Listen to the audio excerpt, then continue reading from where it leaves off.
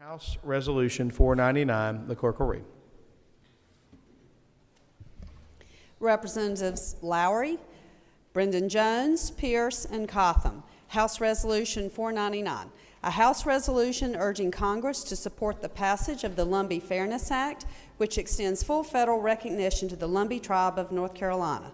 The House resolves. The gentleman from Robinson, Representative Lowry, is recognized to debate the bill. Thank you, Mr. Speaker. Today I rise to my, if people know me, they know I get too emotional all the time. So I do apologize to my members here.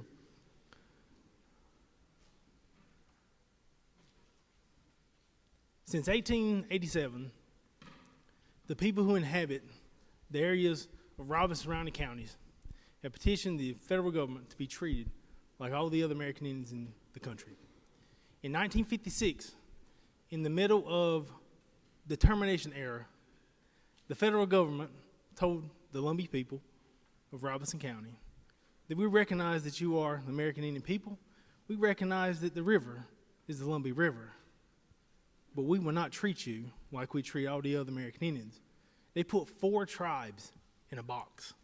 4, because it was a termination era. We're getting out of the Indian business. Since then, 3 tribes have been so it was federal recognition was granted to the Lumbee people.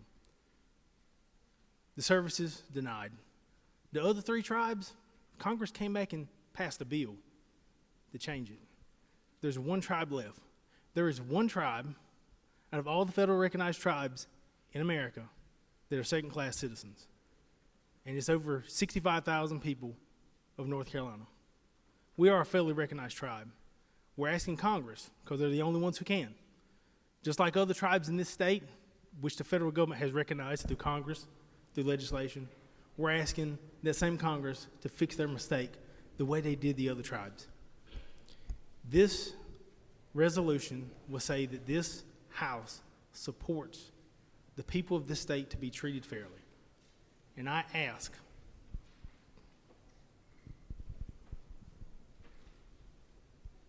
my great-great-great-grandfather was Henry Berry Lowry. Led the Lowry War from 1865 to 1875. Said American Indians, poor whites, and free blacks could be treated fairly, could be treated equally. He was one of the only people after the Civil War who was not pardoned for their crimes committed during the Civil War. I'm proud to be his great-great-great-grandson standing here today. So I ask that when my grandparents celebrated the 56 Act recognizing us, they didn't know the injustice that was done to them. So I'm asking my colleagues to support a resolution to ask Congress to fix that injustice. I ask that this be a unanimous vote. I ask for your support. I ask for your support for Congress to do the right thing. You know, we sit all the time and we hear at diners and at home that Washington can't never get nothing right. This is our chance for us to ask Washington to get something right, to create an injustice that they created in 1956. So I ask that. I ask all my colleagues. I ask that for the 65,000 Lumbees that live in every single county and every single district in this General Assembly, in this state. There is somebody that's an enrolled member that voted for each one of us in this House today. And I ask that you stand up and ask Congress to provide fairness for them, because that's what this resolution would do. Thank you, Mr. Speaker. For what purpose, the gentleman from Columbus, Representative Jones, rise. To debate the resolution. The gentleman has the floor. Thank you, Mr. Speaker. Friends, members, I do ask you to support this. I've ran similar resolutions for the last several years. And the fairness part about this is, let's be fair to the Lumbee people. They are the original people. We're their guest. They invited us into their land. They showed us how to cultivate this land. They showed us how to live off this land. We should be very thankful for the things they have done and what they've contributed to this state, and especially southeastern North Carolina. The Lumbee people have become like family to me. They've embraced me since the day I've started running for office and been elected. I couldn't ask for a finer group of people to stand here in front of you to ask to make sure that we send every bit of support that we can to our colleagues in Washington, D.C., to make sure the fair thing does happen, that the Lumbee people finally get what they deserve with federal recognition. I ask you to vote yes on the resolution. For what purpose, the gentleman from Swain, Representative Clampett, rise. Speak on the resolution. The gentleman has the floor. Representative Lowry, members of the Lumbee Tribe. I stand before you today as representative of Swain, Jackson, Transylvania County, and the Qualla Boundary. And the Qualla Boundary is the home of the eastern band of the Cherokee Indians.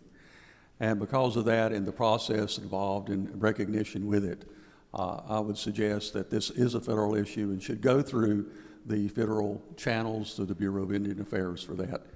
With that being said, I cannot support this resolution based on representation of the Cherokee Indians. Thank you. For what purpose does the gentleman from Scotland, Representative Pierce, rise? Speak on the resolution, Mr. Speaker. Gentleman has the floor. Mr. Speaker, I can understand why Representative Lowry is so passionate about his speech and how he feel about the Lumbee Tribe of not only Robeson County, but Scotland, Hope, and parts of Cumberland County. I've had a long relationship with the Lumbee Tribe.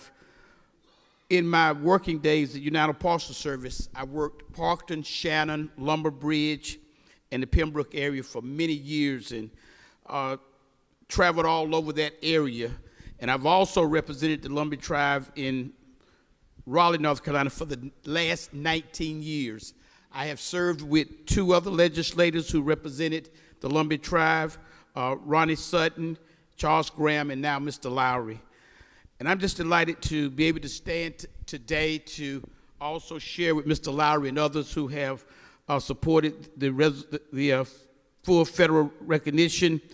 The Lumbee people, as Representative Jones said, when they embrace you, it's something about their rich culture that when they embrace you, it's just loving. And to have traveled all over the Pembroke area, you're all over. You're just amazed at the people you meet, very friendly and always wanting to give you something to eat. Great people. So I stand today also with my colleagues, and the tribe has a rich heritage and deserves to be uplifted. For too long, the Lumbee Tribe has been fighting for full federal recognition. I stand here today to support the Lumbee Tribe and ask that you also vote yes on this resolution. Thank you, Mr. Speaker, for allowing me to share a great resolution today. Thank you, Mr. Lowry, for letting me sign on to the bill. Further discussion, further debate. If not, the question before the House is the passage of House Resolution 499 on second reading. Those in favor will say aye. Aye. Those opposed, no. The ayes have it. House Resolution 499, having passed second reading, is ordered printed. Members, we'd ask you, the House to join me in recognizing some special guests who have with us today. On our floor today is the Lumbee Tribal Chairman, John Lowry, as well as Miss Lumbee, Malia Hunt, and Lumbee 8A General Counsel, Heather Knockeye. Would y'all please stand so that we could welcome you and formally have you here on the House floor. Thanks for being with us.